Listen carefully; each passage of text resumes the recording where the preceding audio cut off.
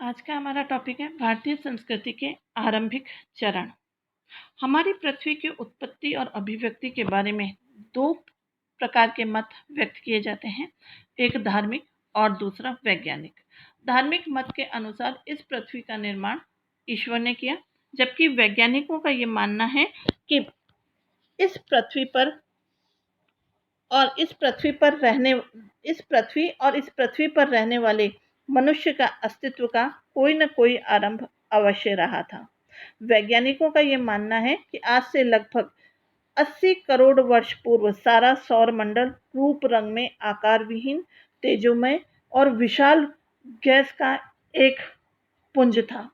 कुछ वर्ष बाद इस विशाल वाष्प पिंड के कई टुकड़े हो गए और ये कण हजारों लाखों मील गोलाई वाले बन गए थे और अंतरिक्ष में घूमने लगे, जिन्हें आजकल हम नक्षत्र कहते हैं।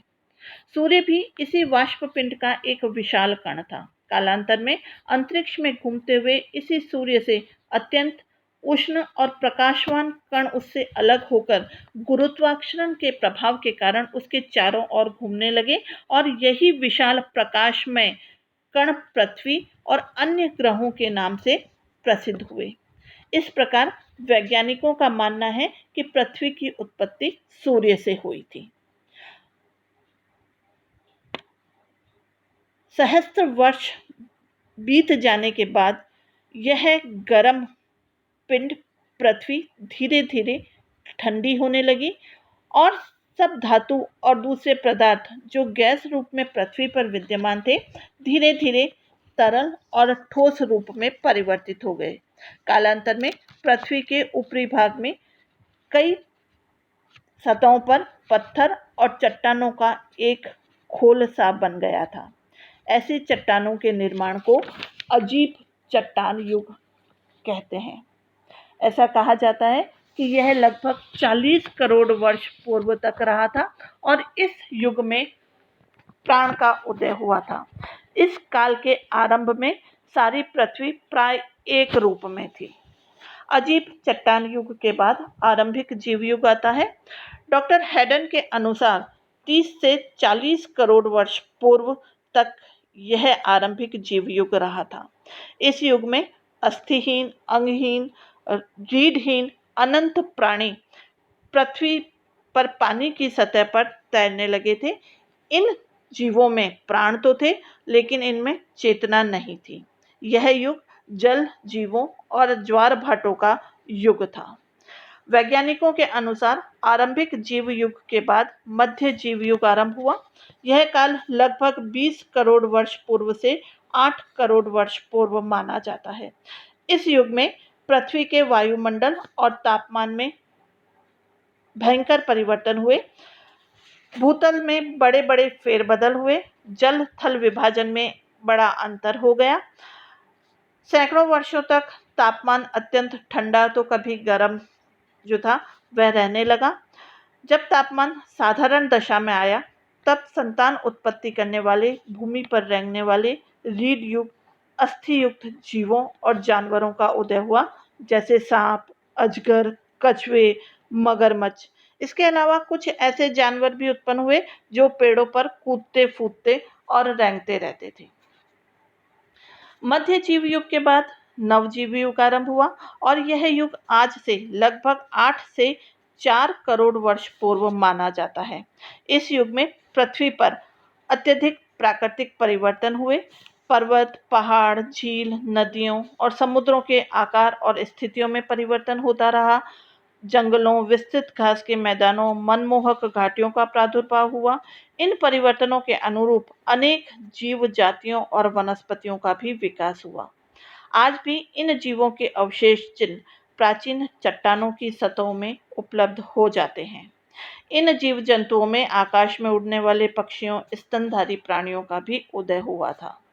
ये स्तनधारी प्राणी सघन जंगलों में, पर्वतों में इधर उधर घूमते फिरते रहते थे और इन प्राणियों में वाणी की शक्ति और चेतना की जागृति हुई और साथ साथ मस्तिष्क का भी विकास होने लगा। ये प्राणी संतान उत्पन्न करने वाले जीवों में कुछ जीवों का विकास एक दिशा में होने लगा तो कुछ का विकास दूसरी दिशा की ओर होने लगा। कुछ 4 पैर पर चलकर, थल पर घूम फिरकर घास पत्तों से अपना जीवन निर्वाह कर रहे थे, तो कुछ जीव समुद्र और जमीन की ओर उन्मुख हो रहे थे और ऐसे प्राणियों का विकास हो रहा था जो पेड़ों पर कूदते फांदते, चढ़ते उतरते, जमीन पर घूमते फिरते रहते थे। ये जानवर पत्थरों और लकड़ियों को इधर उधर फेंक सकते थे और जंगली कंद मूल फल खाकर अपना निर्वाह कर लेते थे। ऐसे ही जीवधारियों से शरीरधारी प्राणियों का विकास हुआ, जिसे विद्वान अर्ध मानव कहता है। विद्वानों का ये मानना है कि जब पृथ्वी पर विभिन्न प्रकार के शरीरधारी प्राणियों का विकास हो रहा था, तब पृथ्वी पर 4 बार भयंकर हिमपात हुआ। प्रथम हिमपात आज से लगभग 6 लाख वर्ष पूर्व हुआ। बीच में हजारों वर्ष तक ऐसे काल आते रहे जब हिमपात नहीं हुआ। विद्वानों का यह मानना है कि आज से लगभग 50,000 वर्ष पूर्व चौथा हिमपात हुआ। उस समय बर्फ के भयंकर तूफान आए, तीव्र गति से बर्फीली आंधियां चली और इन भयंकर हिमपातों से उस युग के जीवधारी और देहधारी विकासों उन्मुक्त प्राणियों को निरंतर संघर्ष करना पड़ा। इस संघर्ष काल में परिस्थितियों के कारण और परिवर्तनों के परिणाम स्वरूप जीवों में अनेक भेद बनते गए, बिगड़ते गए, असंख्य जीव जातियां, वनस्पतियां नष्ट होती गई और नवीन जीव वनस्पतियां प्रकट होती गई और विकास का ये क्रम निरंतर चलता रहा। विद्वानों का ये मानना है कि आदि मानव की परंपरा हिम युग से आरंभ हो गई थी और लगभग 6 लाख या इससे अधिक वर्ष पूर्व आदि मानव पृथ्वी पर घुमा करता था। धीरे धीरे आदि मानव ने विकास किया और वह अपने बर्बर जंगली जीवन से सभ्यता की ओर अग्रसर होने लगा। उसके विकास की इस लंबी अवधि को प्राग ऐतिहासिक काल कहा जाता है। मनुष्य ने अपने हथियारों में जिन द्रव्यों का प्रयोग किया, उसके आधार पर विद्वानों ने सभ्यता के इतिहास को 2 भागों में विभाजित किया। पहला पाषाण युग और दूसरा धातु युग। पाषाण युग का आरंभ भारत में पाषाण काल की सभ्यता की खोज 1863 में आरंभ की गई। इस वर्ष जियोलॉजी सर्वे विभाग के एक प्रसिद्ध विद्वान ब्रूस फूट ने मद्रास के पास पल्लावरम में पूर्व पाषाण काल का एक औजार प्राप्त किया और इसके बाद पाषाण कालीन सभ्यता की खोज जो थी वो आरंभ हो गई थी। प्राग ऐतिहासिक काल में आदि मानव अपनी सभ्यता और संस्कृति का विकास करता गया और धीरे धीरे हजारों लाखों वर्ष उसके विकास में लगे। विभिन्न युगों में सभ्यता के इस आरंभिक विकास का विवरण हम अलग अलग चरणों में करेंगे। पाषाण युग को स्थूल रूप से 3 कालों में विभाजित किया जा सकता है: पूर्व पाषाण काल, मध्य पाषाण काल और उत्तर पाषाण काल। पूर्व पाषाण काल में मनुष्य ने अपने जीवन यापन की आवश्यकताओं की प्राप्ति के लिए पत्थरों का व्यवहार करना सीख लिया था। इस युग का मनुष्य बर्बर था। विद्वानों ने पूर्व पाषाण युग को भी 3 भागों में विभक्त किया है: आरंभिक पूर्व पाषाण युग, मध्य पूर्व पाषाण युग और परवर्ती पूर्व पाषाण युग। आरंभिक पूर्व पाषाण काल में का मानव जीवन पर प्रकाश डालने वाले तथ्य बहुत कम प्राप्त होते हैं। इस संदर्भ में केवल इतना ही कहा जा सकता है कि इस समय मनुष्य पूर्ण रूप से असभ्य था, जंगल और कंदराओं में रहता था, कंद, मूल, फल और कच्चा मांस खाता था और जानवरों की खाल को ओढ़ता था। इस समय मनुष्य आकाश के नीचे और खुली नदियों और झीलों के किनारे विचरण किया करता था। इस समय मनुष्य कृषि कर्म और पशुपालन से पूरी तरह अनभिज्ञ था। इस युग के औजार और हथियार बनाने के लिए प्रस्तर खंडों, लकड़ियों और अस्थियों का प्रयोग किया करता था।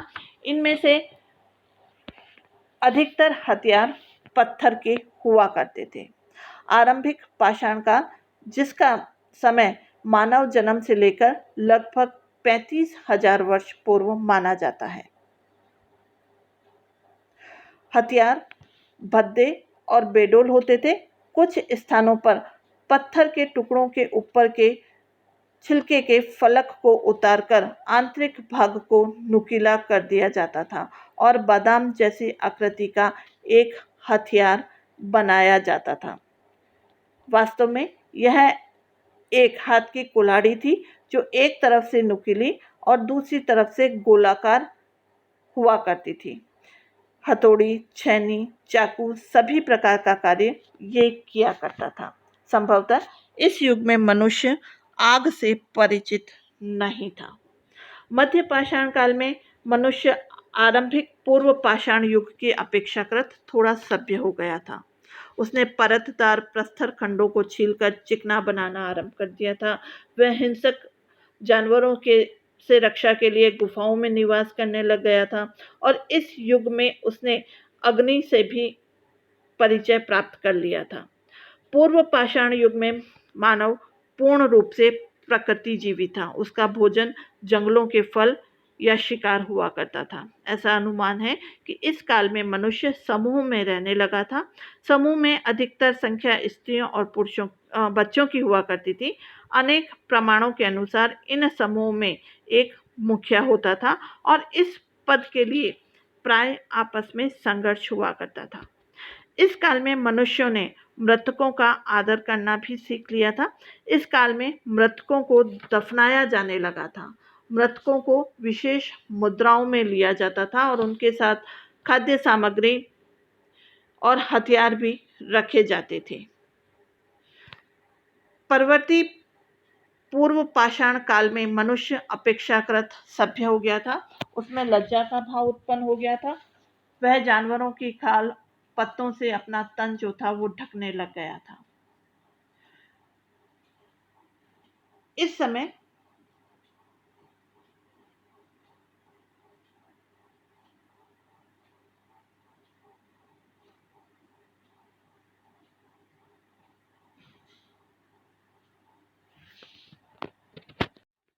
मनुष्य गुफाओं में रहना सीख गया था।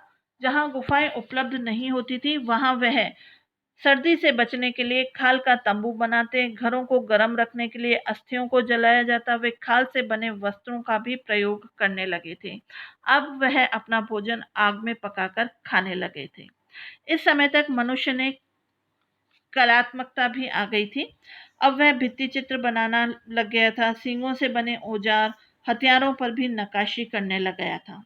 इस काल में नारी की प्रतिमाओं को बनाने की परंपरा भी चल पड़ी थी।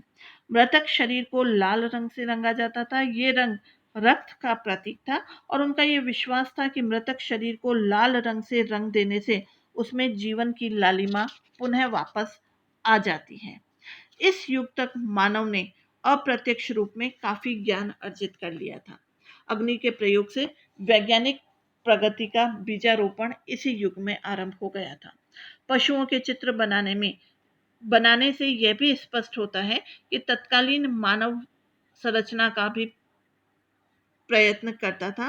कौन सा पदार्थ खाने योग्य है, कौन सा विषाक्त है, खाने योग्य पशु कहाँ पाए जाते हैं, यह ज्ञान तत्कालीन युग का ही था।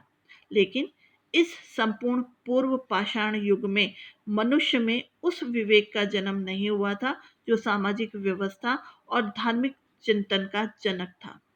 इस युग में सामाजिक जीवन विश्रृंखलित था और विवाह और परिवार की कल्पना नहीं थी।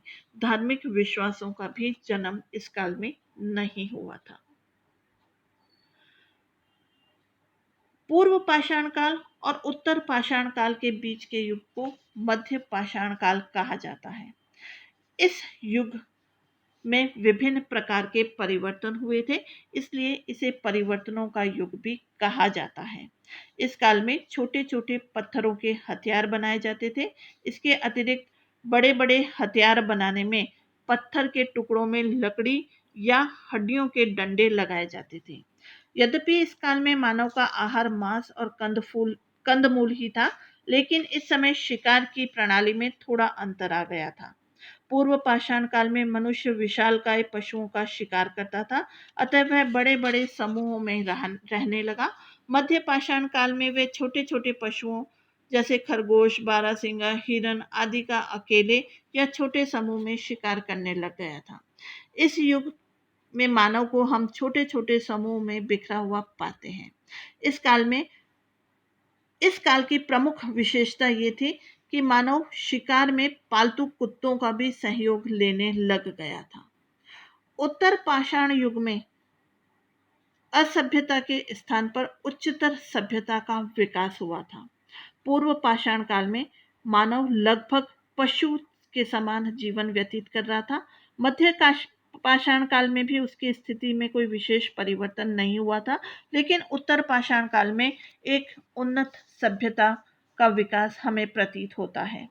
इस समय उच्चतर सभ्यता के विकसित होने के कुछ कारण थे, जिनमें पहला कारण ये था कि खाद्य पदार्थ प्राप्त होने में अब कठिनाई होने लगी थी। अब वह असुरक्षित महसूस करने लगा था। इस समय जल की कठिनाई बढ़ने लग गई थी और समूह जीवन यापन की कठिनाइयां भी उसके सामने आने लग गई थी। इस युग के पूर्व मानव जीवन पूर्णतः असुरक्षित था। उसके रहने का स्थान सुरक्षित नहीं था। जंगली पशुओं और विरोधियों का हर वक्त डर बना रहता था। इस असुरक्षा को दूर करना भी अब उसका लक्ष्य हो गया था। जल जीवन के लिए अत्यंत आवश्यक था। पूर्व पाषाण काल में मानव पशुओं का शिकार करते और अनेक बार ऐसे स्थानों पर पहुंच जाते थे जहां पानी की उसे अत्यधिक कठिनाई पड़ती थी। इसके लिए अब यह समझा जाने लगा कि उसे नदियों के आसपास सीमित रहना चाहिए। इसीलिए उत्तर पाषाण काल में उच्चतर सभ्यता का विकास हुआ। आरंभिक काल में मनुष्य जंगली जानवरों के भय के कारण शिकार के लिए बड़े बड़े समूह बनाकर रहता था। इन समूहों के फलस्वरूप उसमें पारस्परिक झगड़े होते थे। प्रत्येक व्यक्ति में समूह का मुखिया बनने की इच्छा रहती थी और इस कठिनाइयों को दूर करने के उद्देश्य से अब मानव ने छोटे छोटे समूह का गठन कर लिया था। मस्तिष्क के स्वाभाविक विकास ने भी मानव जाति को असभ्यता का जीवन छोड़कर सभ्य जीवन व्यतीत करने के लिए अब प्रेरित करना शुरू कर दिया था। जो जो मस्तिष्क का विकास हुआ, मानव अपनी सुख सुविधाओं के लिए प्रयत्नशील होने लगा। इन प्रयत्नों के परिणाम स्वरूप ही उत्तर पाषाणकालीन सभ्यता का विकास हुआ, जिसका अध्ययन हम अपने नेक्स्ट व्याख्यान में करेंगे।